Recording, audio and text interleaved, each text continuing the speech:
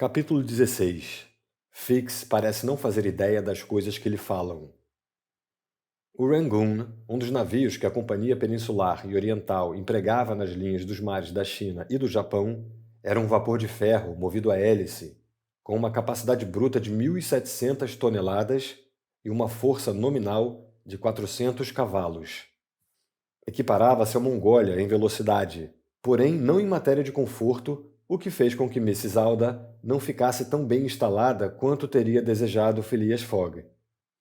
Enfim, era uma travessia de apenas 3.500 milhas, ou seja, entre 11 e 12 dias de duração, e a jovem não se mostrou uma passageira difícil. Mrs. Alda aproveitou os primeiros dias da travessia para estreitar relações com Phileas Fogg. Não perdia uma oportunidade para desmanchar-se em agradecimentos.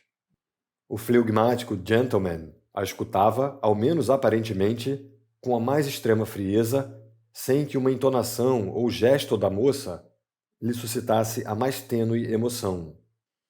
Zelando para que nada lhe faltasse, em determinadas horas vinha, quando não conversar, pelo menos escutar. Cumpria para com ela os deveres da mais estrita cortesia, porém com a graça e a brusquidão de um autônomo, cujos movimentos tivessem sido programados para aquele fim. Mrs. Alda não sabia direito o que pensar daquilo, mas Passepartout não só lhe explicou um pouco da excêntrica personalidade do seu patrão, como lhe revelou o desafio que arrastava aquele gentleman ao redor do mundo. Mrs. Alda sorrira, afinal de contas, devia-lhe a vida. E seu salvador não perdia nada em que ela o visse através das lentes da gratidão. Mrs. Alda confirmou a versão do hindu sobre sua comovente história. Com efeito, pertencia àquela estirpe que ocupa o primeiro lugar entre as estirpes nativas. Muitos negociantes parsis fizeram fortuna nas Índias, no comércio de algodão, e um deles, Sir James Jejeeboy, fora nobilitado pelo governo inglês, pois Mrs. Alda era parente desse rico personagem, que morava em Bombaim. Era inclusive um primo de Sir Jejeeboy, o ilustre Jeje, a quem ela pretendia apelar em Hong Kong. Encontraria refúgio e auxílio junto a ele? Impossível saber. Mas Mr. Fogg respondia que ela não precisava se preocupar e que tudo se resolveria matematicamente. Foi a palavra que ele usou. A jovem compreendia aquele horrendo advérbio? Ignoramos. Seus olhos, todavia, não despregavam dos de Mr. Fogg. Seus olhos cristalinos como os lagos sagrados do Himalaia. Mas o intragável Fogg, mais fechado do que nunca, não parecia do tipo que se atirasse naquelas águas. A primeira parte da travessia do Rangoon desenrolou-se em excelentes condições. O tempo colaborava. Toda aquela parte da imensa baía que os marinheiros chamavam de as Braças de Bengala mostrou-se favorável ao avanço do navio.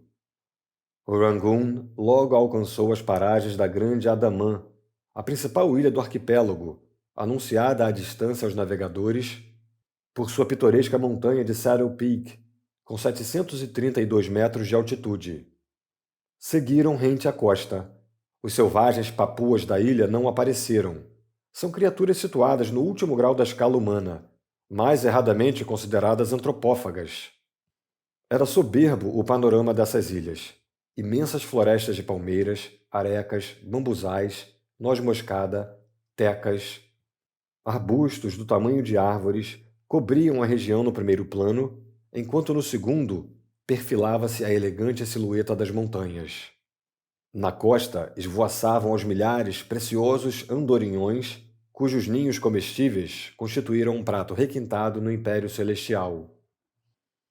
Mas todo esse espetáculo heterogêneo oferecido aos olhares pelo arquipélago das Andaman ficou logo para trás e o Rangoon encaminhou-se rapidamente para o Estreito de Malacca, que devia lhe dar acesso aos mares da China. O que fazia durante essa travessia o inspetor Fix, tão tropegamente arrastado naquela viagem de circunnavegação?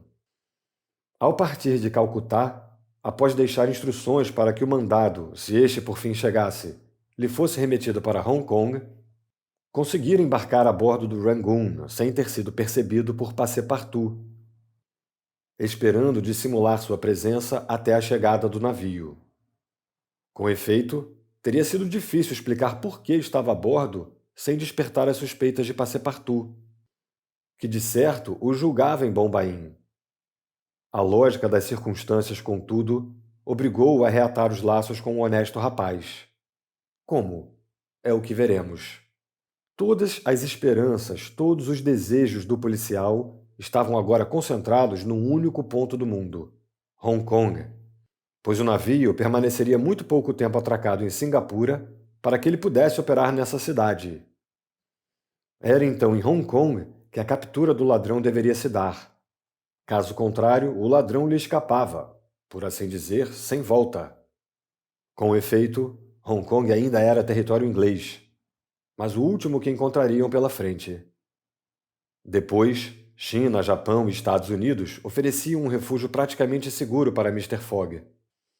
Em Hong Kong, se lá finalmente encontrasse o mandado de prisão que evidentemente corria atrás dele, Fix prendia Fogg e o entregava nas mãos da polícia local. Dificuldade zero. Contudo, depois de Hong Kong, um simples mandado de prisão não bastaria. Seria preciso um mandado de extradição, donde atrasos, morosidades, obstáculos de toda a natureza, dos quais o pilantra se aproveitaria para escapar definitivamente. Se a operação malograsse em Hong Kong, seria, se não impossível, ao menos, bem difícil recomeçá-la com alguma chance de sucesso. Por conseguinte, repetia Fix para si mesmo durante as longas horas que passava em sua cabine. Por conseguinte, o mandado estará em Hong Kong, e prendo meu homem. Ou não estará, e dessa vez terei que retardar sua partida por bem ou por mal. Fracassei em Bombaim, fracassei em Calcutá. Se falho em Hong Kong, minha reputação está perdida.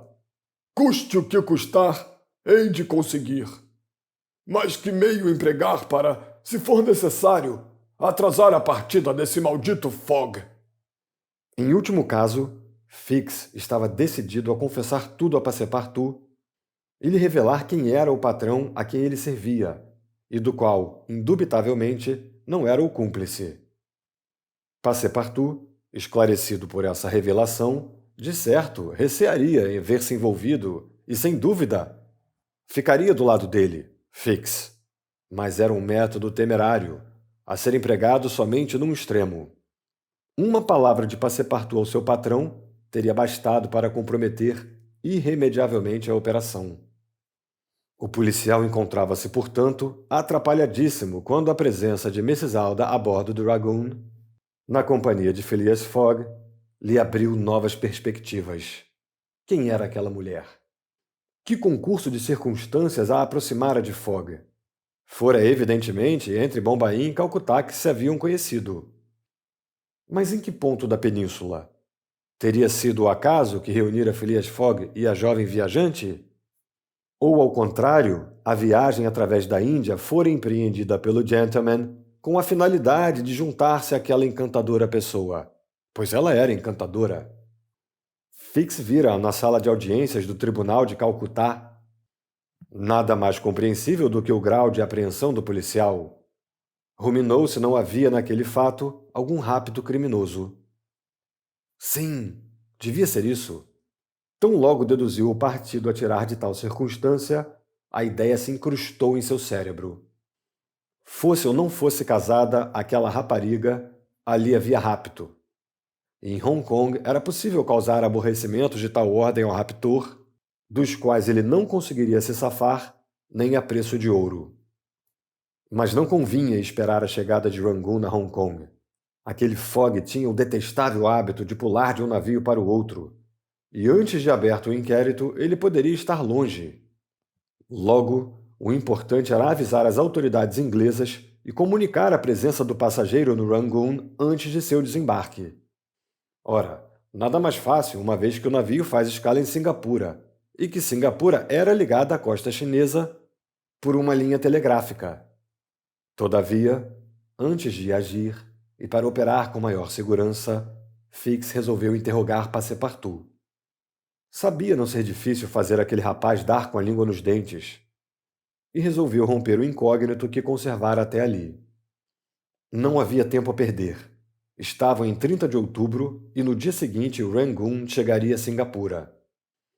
Nesse dia, portanto, ao sair de sua cabine, Fix subiu ao convés com a intenção de abordar Passepartout primeiro e manifestar todos os sinais da mais profunda surpresa. Passepartout passeava na proa quando o inspetor se precipitou em sua direção, gritando: "O senhor no Rangoon!" "O senhor Fix a bordo?" replicou Passepartout, efetivamente surpreso, ao reconhecer seu companheiro de travessia no Mongólia. "O quê? Despeço-me do senhor em Bombaim e o encontro a caminho de Hong Kong? Ora, porventura também está dando a volta ao mundo?" "Não, não", respondeu Fix.